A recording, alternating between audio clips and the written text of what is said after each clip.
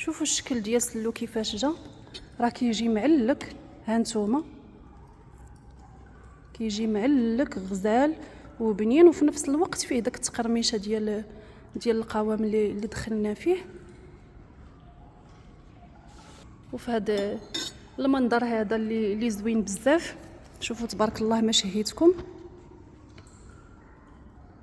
كنتمنى انكم تجربوا السلو ديالي بالطريقه التقليديه العاديه الفاسيه، يعني ما تصعبوش عليكم الامور بزاف. سلام البنات، كنتمنى انكم تكونوا كاملين بخير وعلى خير وفي صحه جيده ان شاء الله. اليوم جيتكم بفيديو جديد كيف ما العاده. كيف ما كيبان لكم هنايا موضح في الصوره، عندي هنايا مقادير ديال السلو. نتوما كما كتعرفوا ان السلو ما كيخطى حتى شي بيت مغربي في شهر رمضان الكريم. واليوم غادي نوريكم طريقتي الخاصه بتوجد ديال السلو. بالنسبه للمقادير، عندي هنايا 2 كيلو ديال الزنجلان اللي اكيد غسلناه ونقيناه من الحجر اللي كيكون فيه والزوائد، ونشفناه مزيان وحمرته في الفران حتى كيبان لكم بدا كيتكتك. وكنطحنوه على هاد الطريقه هذه بحال هاد الشكل هكايا. وعندي هنايا 2 كيلو ديال كاوكاو البلدي، داك الصغيور اللي كيكون احمر. 2 كيلو من بعد ما مسحناه من الغبره كتمسحوه بشي فيطه وكتنقيوه، راه كيكون فيه الحجر وكيكونوا فيه هكايا شي زوائد اللي ما عندناش علاقه اولا غرض بهم. وكديروه في الفران وكتحمروه على مهل، على عافيه مهيله بشويه بشويه. وانتم اكيد راه دير له البال. وكتقشروه غير نص فيه، كتقشروه بشويه بشويه غير نص فيه حتى المهم كتحصلوا على النص مقشر والنص شويه بالقشره ديالو، باش كنطحنوه هكايا كيجي متجانس مع داك القشيره ديالو. كتعطي حتى هي واحد المذاق، واحد الشكل، واحد اللون فيه اللي هو مزيون. وعندي هنايا اللوز. الطريقه ديال اللوز كيفاش كندير لها انايا. المهم عندي هنايا كيلو ديال اللوز، نص كيلو كنسلقوه كنفكوه من داك القشره ديالو وكنخليوه تقريبا ليله كامله حتى ينشف، ما يبقاش فيه الماء تماما. وكنقليوه في زيت اللي هي بارده باش كيتقلى على مهل، وبشويه بشويه مع التحريك باش كيتقلى حتى كيرجع على هذا الشكل هذا. انا نوريكم هنايا حتى كيرجع بهذا اللون هذا. والنص الاخر كديروه في الفران بالقشره ديالو، نص كيلو ديالو الاخر بالقشره ديالو في الفران وكتحمروه حتى هو على مهل بشويه بشويه وكطحنوه بالقشره ديالو. هنا عندي انا خلطته النص اللي سلقته وقشرته والنص اللي دخلته للفران وحمرته وطحنته حتى هو. كنطحنهم بجوج وكيجي على هذا الشكل هذا هكايا، هو مفتت شويه باش ملي كتخلطوا السلو ديالكم وكتبغيو تاكلوه هكا بالمعلقه كيجيكم واحد المذاق بنين، ما كيجيش داك التعليكه اللي كتوحل هكايا في الحلق. وعندي هنايا خلاص السكر كلاصي اللي اساسي منه، اولا بحال دابا الناس اللي بالنسبه للناس اللي ما كياكلوش السكريات هكايا وكيبغيو حاجه طبيعيه، يقدروا انهم يديروا تمر ديال ترزاوه. راه دابا كيتباع هكاك مطحون، اولا كتشريوه وكتحمروه في الفران شويه وكطحنوه حتى هو كيعطي داك المذاق ديالو الحلو. وخلاص عندي هنايا القريفه اللي غادي نحتاجوها ضروريه. وعندي هنايا النافع مع حبه حلاوه، ها هما طحناهم انايا هنايا بجوج. وعندي هنايا المسكه الحره اللي حتى هي دقيتها بشويه ديال السكر كلاصي. عندي هنايا واحد الكميه ندير لكم كتقدير 5 دراهم كاع هكا، واحد 5 دراهم كاع، واحد 10 ديال الحبات هكا ديال المسكه الحره. وخلاص ضروري من معلقه ديال الملحه باش كنقادو الذوق. وعندي هنايا شويه ديال اللوز اللي هكا مفكك ومقلي في الزيت. وعندي هنايا شويه ديال الزنجلان، هادو كنديرو كاضافه اخيره باش كيبان سلو هكا فيه داك القوام وفيه اللوز، كيبان لكم بحال الا فيه اللوز بزاف. انا هنايا المجموع ديال هذا القوام كامل تقريبا ما بين الدقيق اللي ها هو عندي هنايا، ما بين الدقيق عندي 7 كيلو تقريبا قل ربع بالدقيق بكل شيء، 7 كيلو قل ربع. وغنحتاج له ان شاء الله ملي غادي نبغي نخلطو. بالنسبه للزيت كاين اللي كيبغي يدير الزبده بزاف د الناس اللي كيقولوا انها كتغمل راهم غالطين. هي كتغمل في واحد الحاله الا غليتي الزبده وخليتي باقي فيها الحليب، اما الا غليتيها مزيان حتى كيزول منها داك الحليب، حيت الحليب هو اللي كيغمل، حتى كيزول منها الحليب فكونوا متاكدين ان السلو ديالكم غادي ينجح 100%. انا هنايا اختاريت انني نديروه بالزيت، وان شاء الله هذه هي الطريقه. اغلبيه المغاربه كيديروه بالزيت، ولكم الاختيار. كاين اللي كيديروه حتى بزيت الزيتون. انا الصراحه ما كيعجبنيش بزيت الزيتون، لذلك اختاريت انني نخلطو بالزيت العادي. وبسم الله نبداو كنخلطو في النواشف. هنايا عندي الدقيق، غادي نضيف عليه هاد 2 كيلو ديال الزنجلان،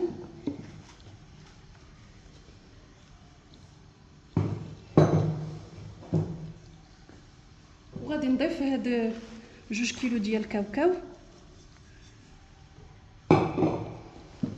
هنايا انايا درت في بانيو لانكم كتعرفوا ان هو سلو خصو دليك مزيان، وخصو شي حاجه اللي عريضه. انا هذا هو البانيو اللي عندي حاليا. وغنضيفوا هاد اللوز هكايا مطحون مهرمش مزيان، وغنضيف 4 ديال المعالق ديال القرفه. بسم الله. ها 2، ها 3، وهذه 4.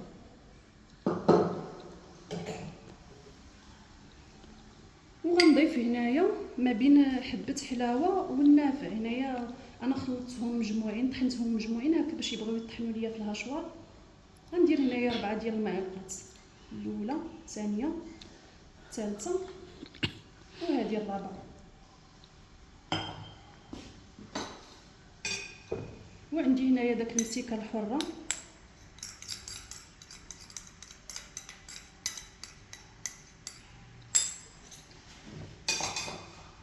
وعندنا هنايا معلقه ديال الملح باش كنقادو الذوق، اساسيه حتى هي. وعندنا هنايا السكر كلاصي. السكر كلاصي انا هنايا عندي كيلو، انا غادي نضيف هذا الكيلو. المهم غالبا هذا الكيلو راه كافي بالنسبه للمذاق. نتوما يمكن لكم تنقصوا او لا حتى تزيدوا.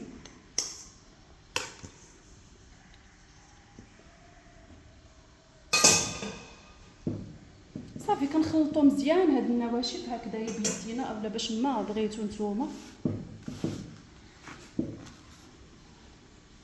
السلو راه كيحتاج اليد وكيحتاج الدليك مزيان. كل ما دلكتوه مزيان كل ما كيتجانس هكايا القوام مع بعضياتو.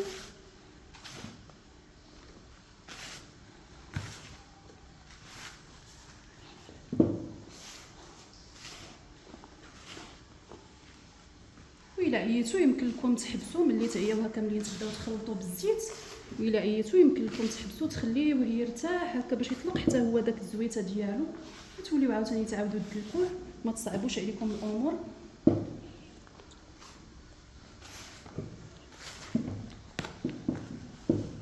المهم هما هادو النواشف ها حنا خلطناهم، وغادي يبقى لنا الزيت. انايا الزيت سخنته مزيان، نوريكم الزيت.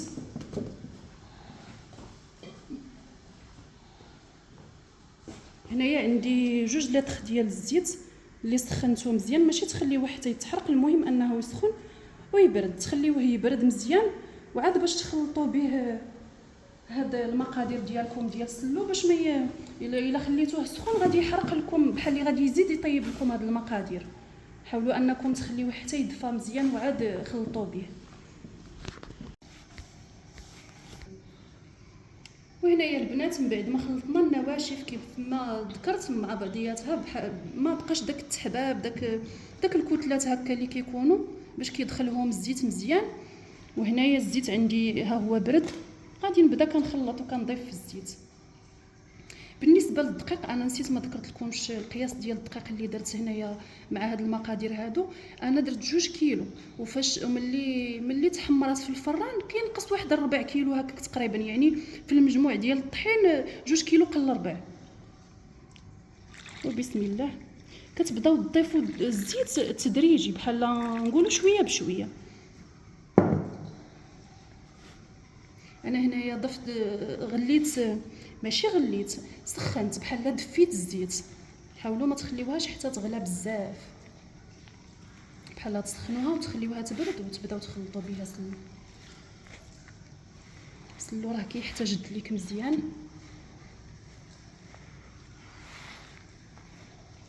المهم عطيوه الخاطر وهو غادي يجي غدا ان شاء الله.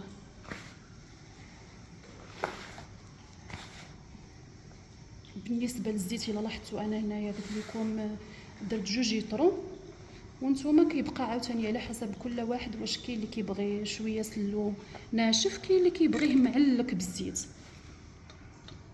المهم انكم تبقاو تضيفوا الزيت تدريجيا، تقدروا ما تدخلوش فيها هاد 2 لتر، تقدروا تحتاجوا حتى اكثر. المهم انا كنشارك معكم طريقتي، وانتم عاوتاني كذلك في التعليقات شاركوا معايا طريقتكم وقولوا لي شحال كديروا ديال الزيت، وقولوا لي شحال كديروا ديال القرفه، كل واحد المهم تشاركوا مع بعضياتنا المقادير. انا في هذه الاثناء هذه غادي نضيف هاد الزوائد ديال اللوز مع الزنجلان باش يتمعكوا هكايا مجموعين.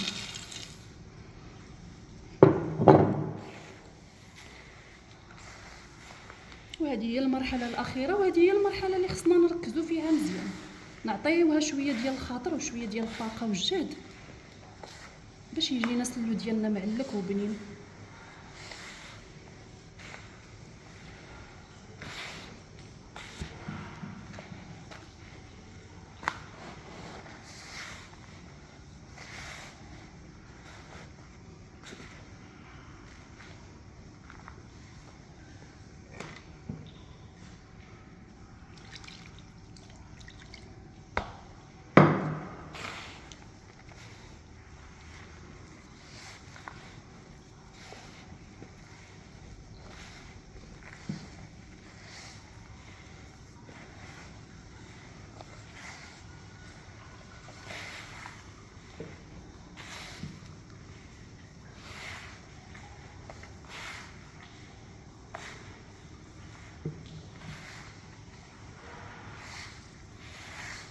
هانتوما البنات باش ما نطولش عليكم الفيديو، انا غنستمر بهذه الطريقه وغنعطيه لعليك مزيان، غنخدم يديا بجوج، غادي تدلكوه مزيان بحال الا كدلكوا العجينه اللي كديروا الخبز، باش غادي يتجانس هكا هاد العناصر مع بعضياتها. وغنرجع معكم. وهانتوما البنات من بعد ما دعقت سلو مزيان اولا دلكتو مزيان، شوفوا كيفاش جا. هانتوما راه كيجي كيتجمع هكايا، غير عطيوه الخاطر. شوفوا كيجي معلك وفي نفس الوقت فيه من الداخل واحد التقرميشه وواحد المذاق. بالنسبه للسكر كلاصي اللي ضفت كيلو، راه المهم ما جاش حلو بزاف، داك الحلاوه المفرطه، جا القياس هو هذاك. اما بالنسبه للزيت فانا ذكرت لكم 2 لتر ديال الزيت، راه بقى لي هنايا الزيت. انا قلت لكم ديروا الزيت تدريجي، واخا انا قلت 2 لتر ولكن هاد المقادير هادو راه ما خداوليش داك 2 لتر كامله، يعني لا زدت بحال غير غنتعدى عليه. شوفوا كيفاش جا. هانتوما غير من خلال هاد النتيجه الاخيره راه يعطيكم الخبر انه ما يحتاجش يزيد الزيت. ايوا هذا هو السلو ديالنا، وخليكم ان شاء الله معايا باش تشوفوا التقديم ديالو كيفاش جا. وهكذا خوتي كيوصل الفيديو للنهايه ديالو. شوفوا الشكل ديال السلو كيفاش جا، راه كيجي معلك. هانتوما كيجي معلك غزال وبنين، وفي نفس الوقت فيه داك التقرميشه ديال القوام اللي دخلنا فيه. وهنايا كمرحله اخيره حاولت نوضح لكم وزينتو هكايا باللوز، وفي هذا المنظر هذا اللي زوين بزاف. شوفوا تبارك الله ما شهيتكم. كنتمنى انكم تجربوا السلو ديالي بالطريقه التقليديه العاديه الفاسيه، يعني ما تصعبوش عليكم الامور بزاف. اما بالنسبه للخدمه ديالو باش ما تجيكمش صعيبه، حاولوا كل مره تجيبوا هكايا شويه كاوكاو وشويه لوز وشويه زنجلان وخدموه بشويه عليكم، نقيوه بالراحه وبالمهل هكا، ما غاديش تحسوا بداك التعب. ولهنا كنقول لكم كنتمنى انكم تجربوا السلو ديالي، وما تنساونيش من لي لايك ومن التعاليق ديالكم، وتشاركوا معايا طريقتكم كيفاش نتوما كيجيكم سلو كيفاش كديروا له. والى اللقاء في فيديو قادم ان شاء الله.